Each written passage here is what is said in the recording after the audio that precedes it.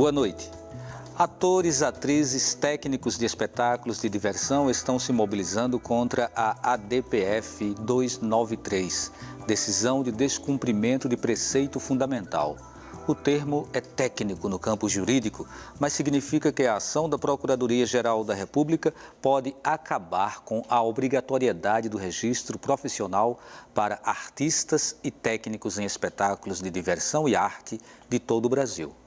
No dia 26 de abril, a ação já seria votada, mas foi adiada, o que dá um pouco mais de fôlego para a mobilização da classe artística. A relatoria é da ministra Carmen Lúcia, presidente do STF, e teve seu primeiro encaminhamento em 2013. O argumento é que a obrigatoriedade do registro seria incompatível com a liberdade de expressão da atividade artística, com a liberdade profissional e com o pleno exercício dos direitos culturais. Esse é o ponto central da nossa discussão no programa de hoje. Mas vamos falar também sobre a profissão de um modo geral e quais os desafios para sobreviver da arte em Pernambuco. Estamos recebendo Hilda Torres, que é atriz, psicóloga e produtora cultural. Paulo de Pontes, ator e produtor cultural.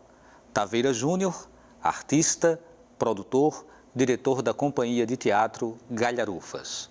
Nosso número de WhatsApp para você enviar perguntas ou a sua opinião é o 81 98830 7098. E para você acompanhar o programa ao vivo, em tempo real, pela internet, você tem o endereço eletrônico www.ufpe.br. Bem, seja bem-vinda Hilda e sejam bem-vindos Taveira e Paulinho, né? Paulo Obrigada. de Pontes. Prazer. Vamos começar falando sobre isso que foi colocado aqui na abertura do programa, né? Existe uma ameaça de fato pela perda da obrigatoriedade do registro profissional para o exercício da profissão de artista. O que isso significa para a classe, Hilda Torres? Bom, para a gente que já tem um exercício diário de luta e resistência para poder ser visto no mercado de trabalho enquanto profissionais, enquanto trabalhadores da arte, para a gente é mais um espaço para desmobilizar o nosso trabalho, o nosso serviço, que é de grande importância para a sociedade. Então, se a gente já vinha lutando para ser visto e considerado como profissionais, porque a gente tem uma lei, desde 1978, que garante isso legalmente, né, o artista enquanto profissional. Se a gente perde essa lei, a gente já não tem a consciência na sociedade de que as pessoas nos vejam enquanto profissionais.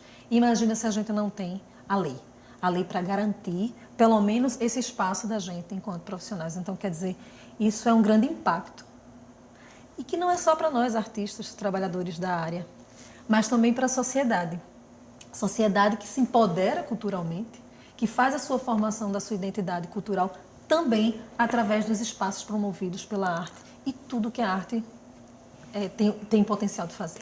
Isso tem criado uma polêmica por conta dos argumentos que têm sido utilizados, principalmente pela ministra Carmen Lúcia, não é, Paulo de Pontes? Inclusive, eu queria reforçar aqui um pouco o que ela destaca. Ela diz: tais dispositivos são flagrantemente incompatíveis com a liberdade de expressão da atividade artística, com a liberdade profissional e com o pleno exercício dos direitos culturais previstos na Constituição Federal.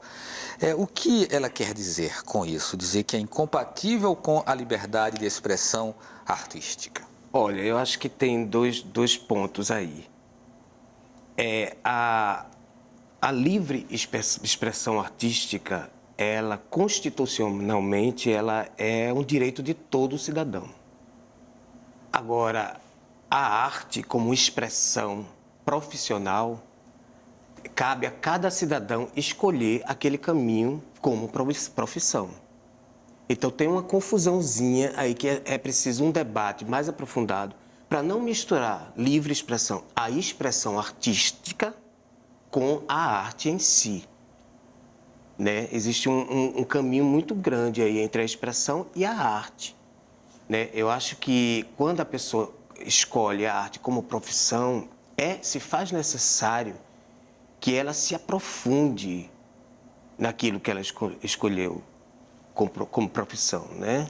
Tenha uma formação, uma formação, né? Que ela tenha uma experiência mínima que ela seja reconhecida pela sociedade, que é uma pessoa, que é um artista, porque não basta só ela se reconhecer como artista, ela precisa ser reconhecida como artista. Como é que ela é reconhecida como artista?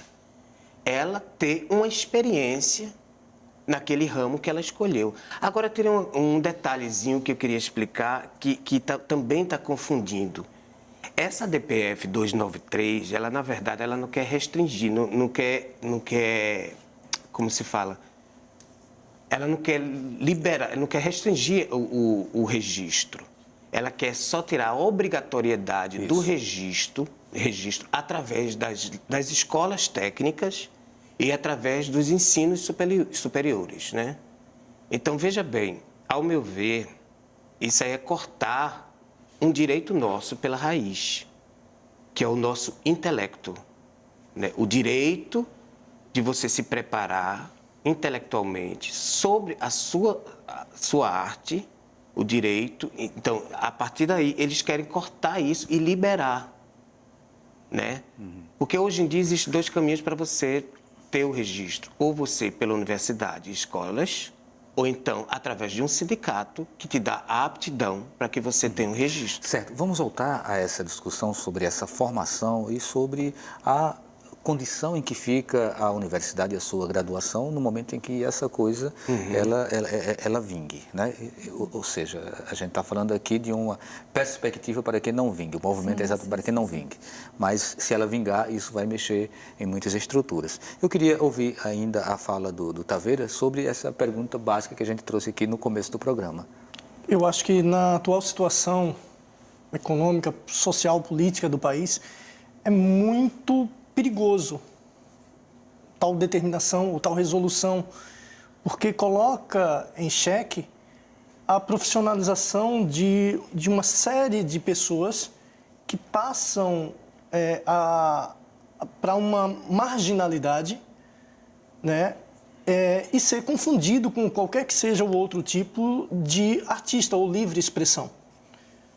Você ter conhecimento e exercer por circunstâncias alguma função, isso é inerente do ser humano. Quem nunca se esteve à frente de um fogão para fazer um jantar para um grupo de pessoas ou para uma pessoa especial? Não necessariamente você precisa ser um gastrônomo ou um cozinheiro, um chefe, mas sim ter conhecimentos básicos sobre isso, mas não faz de você um profissional da área. O que a gente está reivindicando é que, com a retirada da obrigatoriedade do registro profissional, faz com que a gente regrida 40, 50, 60 anos atrás em tudo aquilo que a gente tentou fazer para um bem social, para a formação, inclusive, do ator. É péssima isso. Porque... Eu queria só colocar um adendo disso que ele está falando. Pode? Pode sim, Então, claro. Porque a gente está falando do artista, mas a gente tem que lembrar que isso não restringe somente ao artista. Também o técnico das artes, né? Sim. Então, mais ainda, esse técnico ele precisa ter um mínimo de garantia profissional. De garantia profissional e também de estudo e também de pesquisa para que ele possa, um iluminador que possa iluminar uma cena, um sonoplasta. Então, isso implicaria numa desregulamentação dos direitos. Dos direitos, sim, né? Exatamente. E essa que deve ser a maior preocupação das qualidades do trabalho, artísticas, uma vez que não tem mais a obrigatoriedade da formação. Isso. Justamente. Do estudo.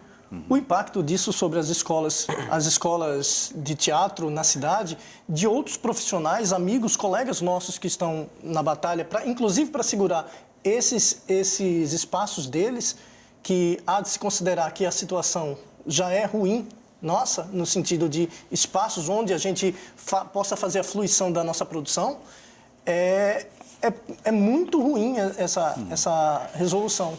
A gente perder isso aí né, o impacto sobre as escolas, sobre as universidades, sobre os cursos livres que existem aí, as pessoas vão... Qual é o interesse das pessoas se ela pode dizer, não, agora eu sou ator e acabou-se. Ela se auto... Certo, e é por isso que vocês estão com a camisa da campanha Artista Profissional, né? Profissão Artística, que é uma campanha nacional.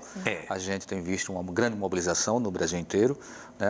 Até Jô Soares foi para um programa de televisão e levantou a bandeira, né? Se colocou, que foi muito importante para a classe. E aqui em Pernambuco, a contribuição ela tem partido do sindicato e dos artistas, todo mundo tem se unido. Houve aquele dia lá no Teatro Santa Isabel, em que os artistas estiveram lá. E eu lembro que naquela ocasião o Felipe Botelho ele gravou com várias pessoas. Isso. Iniciou ali uma campanha paralela que foi Histórias na Coxia. Para sensibilizar o público.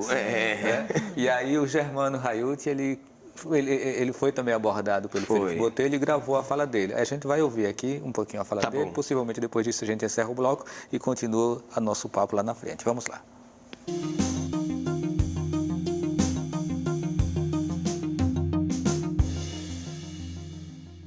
Quando eu fiz o primeiro espetáculo do Teatro Estudante Israelita de Pernambuco, Ratos e Homens de Stenberg. Naquele momento eu me senti uma pessoa que estava contribuindo para a cultura e, acima de tudo, divertindo, que é a função nossa como ator, divertir o público, seja com tragédia, seja com comédia, mas naturalmente eu vivia numa cidade que não me dava condição de ser ator profissional. E nunca era olhado como tal, sempre com a profissão que eu sempre exerci por necessidade de sobrevivência, que era o comércio. Talvez até como exceção eu consegui sobreviver fazendo teatro e sendo comerciante, sem prejudicar uma coisa nem a outra. Eu fiz 24 peças, Felipe. E isso sem nunca ter recebido um tostão, sempre como amador. E sempre procurei fazer a coisa da mesma forma que um ator profissional respeita, eu procurei respeitar aquilo que eu adoro e acho importante na minha vida e aquilo que eu tenho a capacidade de passar para um público. Vamos falar um pouquinho sobre essa campanha aqui em Pernambuco. Vou começar contigo, Hilda. A gente iniciou com um ato na frente do Santa Isabel, porque é um lugar ideal para a gente estar, é a nossa casa, né? E aí nesse ato a gente procurou, em cima da hora, diante da data também do que estava para acontecer em Brasília. E aí fizemos um ato convocando artistas de diversas áreas, né, técnicos também, para que a gente começasse a compreender o que estava acontecendo. Porque diante da nossa demanda, do nosso dia a dia, da nossa correria, muitas vezes a gente não para perceber o que está acontecendo conosco, sobretudo atualmente. Então, a gente fez esse ato na frente de Santa Isabel. Desse ato fizemos, né, a produção desses vídeos, né, que tanto de Germano, mas tem outros artistas também. Sim. E deste ato a gente teve a possibilidade de participar de um seminário em Brasília, né, através da Comissão de Cultura da Câmara dos Deputados, puxada por Luciana Santos, deputada federal. E nós conseguimos levar 3 representantes de Pernambuco. Então, só foi Pernambuco, São Paulo e Rio, na ocasião desse seminário, justamente para discutir sobre essa ADPF.